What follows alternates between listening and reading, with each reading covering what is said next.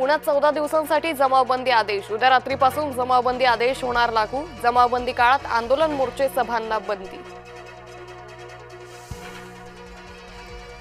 शरद पवार गटाची आज महत्त्वाची बैठक। मुंबईतील यशवंतराव चव्हाण सेंटर इथे बैठकीचं आयोजन। शरद पवार यांच्या उपस्थितीत होणार बैठक।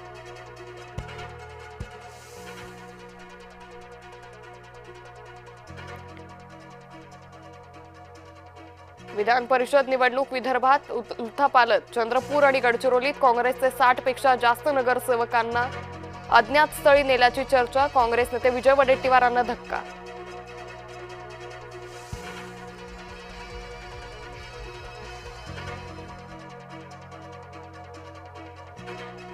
नाशिकच्या टीसीएस मधील धर्मांतर लैंगिक अत्याचार प्रकरण। निदा खानच्या जामीन अर्जावर आज सुनावणी।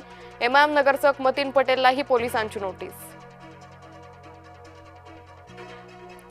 बेकायदेशीर गर्भलिंग निदान प्रकरण। भाजप कार्यकर्ते डॉक्टर विवेक माने अडचणीत। डॉक्टर मानेंच्या सोनोग्राफी सेंटरमध्ये बेकायदेशीर गर्भलिंग निदान। वाशिम जिल्ह्यातील मालेगावमध्ये रॅकेटचा पर्दाफाश।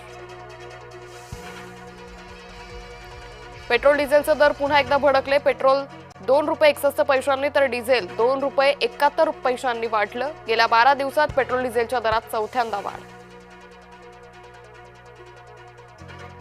हिंगोलीत पेट्रोल पंपावर मोठी गर्दी। डिझेल घेण्यासाठी 1 किलोमीटरपर्यंत रांगा। ट्रॅक्टरसाठी डिझेल मिळत नसल्यानं शेतकरी चिंतेत। जेजुरी मंदिर परिसरात नेमकं चाललंय काय? भाविकांवर दुकानदारांची दादागिरी सुरूच। रस्त्यावर गाडी उभी करण्यावरून अरेरावी। रायगडच्या आंबेनळी घाटात जीप कोसळली। 8 प्रवाशांचा मृत्यू झाल्याची माहिती। महाबळेश्वर पोलादपूर दरम्यान आंबेनळी घाटात मोठी दुर्घटना। धुळे जिल्ह्यातील लळिंग घाटात भीषण अपघात। अपघातात 5 जणांचा मृत्यू। अहिल्यानगर कल्याण महामार्गावरील अपघातात 4 जणांचा बळी। चिपळूणच्या वालोपे इथं अपघातात चिमुकलीचा मृत्यू। संतप्त ग्रामस्थांनी 4 तास मुंबई गोवा महामार्ग रोखला। रात्री 12:30 वाजेच्या सुमारास महामार्गावरील वाहतूक पुन्हा सुरू। कोस्टल रोडच्या भुयारी मार्गावर आता छत। पादचाऱ्यांसाठी भुयारी मार्गावर छत बसवले जाणार। पदपथ, सायकल ट्रॅक आणि परिसर अधिक सुशोभित केला जाणार। संपूर्ण विदर्भात आजपासून नवतपाला सुरुवात। पुढील 9 दिवस विदर्भात तीव्र उष्णतेची लाट। 25 मे ते 2 जून दरम्यान तापमान वाढण्याचा अंदाज। यवतमाळमध्ये उष्णतेचा कहर। गेल्या 48 तासात उष्माघाताचे 8 बळी। उष्णतेच्या लाटेमुळे जनजीवन विस्कळीत। पालघरमध्ये लसीकरणानंतर 2 महिन्यांच्या बाळाचा मृत्यू। ओरल पोलिओ आणि पेंटाव्हॅलंटचा दुसरा डोस घेताच बाळाचा मृत्यू। लसीकरणापूर्वी बालक पूर्णपणे सुदृढ, पालकांचा दावा।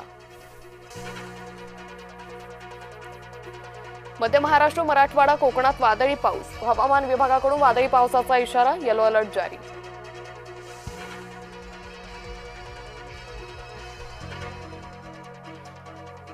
वादळी पावसामुळे पपईच्या बागांचं नुकसान। येवल्याच्या कोटम गावात मोठं नुकसान। नदीत बुडून 8 जणांचा मृत्यू। मृतांमध्ये 7 महिलांचा समावेश। कर्नाटकच्या कन्नड जिल्ह्यातील घटना।